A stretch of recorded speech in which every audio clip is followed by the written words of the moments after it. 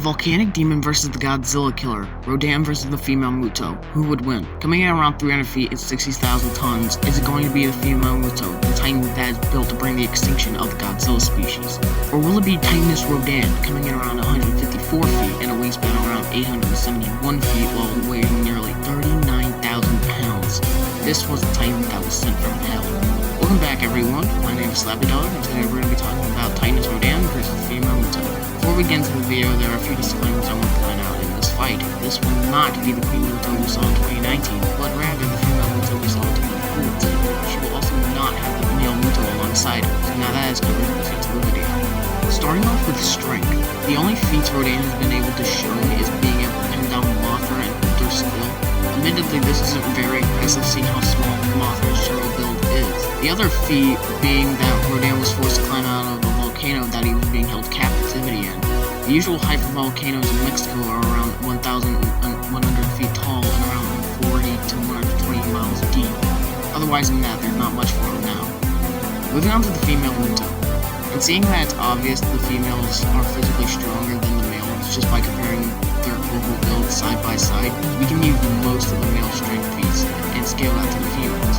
I say mostly because most of the male strength feats we see are rather speed feats than actual physical strength, so some of the feats we can't scale to the female.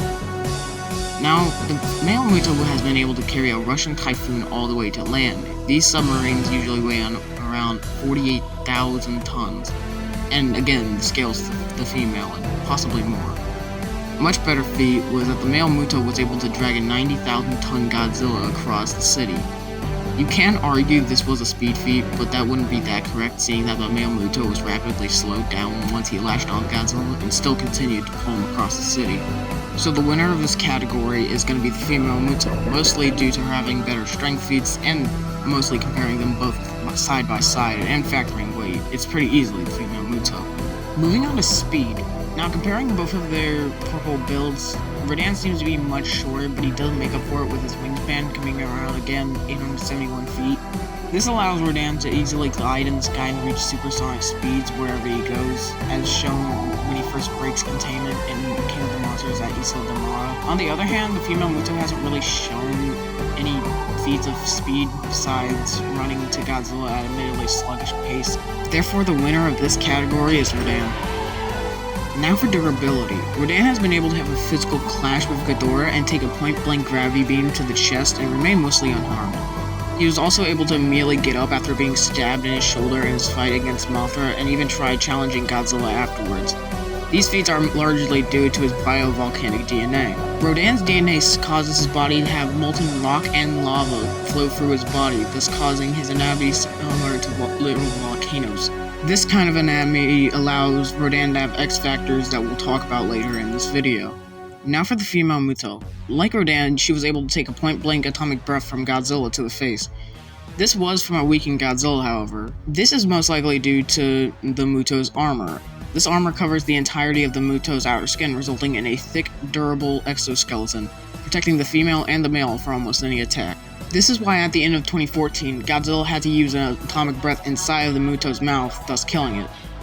Although both have good feats of durability as well as armor, the female Muto takes the edge in durability, mostly due to how effective her armor will be in this fight. Moving on to endurance. As previously stated, Rodan has been able to withstand being stabbed, endure a point-blank gravity beam to the chest, and get ragdolled by Ghidorah and still ready to fight, while the female Muto hasn't really been able to show many feats, so pretty easily it's Rodan. Moving on to IQ.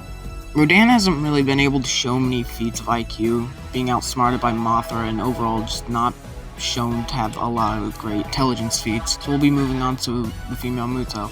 The female Muto has been able to communicate with the male and devise plans as well as attack, excel in fights together. The Mutos also are able to show being able to understand emotions, as shown when their eggs went well. She's also shown to have an excellent memory, being able to remember Ford as the person who killed her and would have most definitely killed Ford as revenge. So overall, female Muto takes this.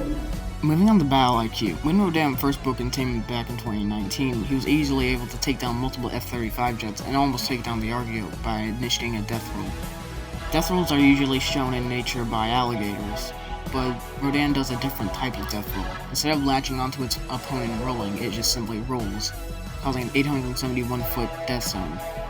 He later further proves his battle intelligence when faced up against Mothra in 2019, pinning her down and going for the head.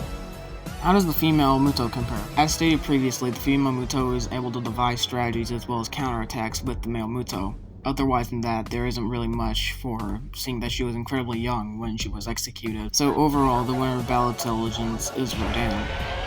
Moving on to abilities. The female Muto, like the male Muto, has an electromagnetic pulse. What exactly is it, however? An electromagnetic pulse, also known as an EMP, is a short burst of electromagnetic energy that was able to wipe out the entirety of San Francisco in 2014. This was also the same ability that was able to nerf Godzilla, making him both physically and atomically weaker, as we see in 2014 that his atomic breath is white rather than his usual blue atomic breath. Now for Rodan. Rodan is able to create a sonic boom, or what is also known as a cyclonic drift stream.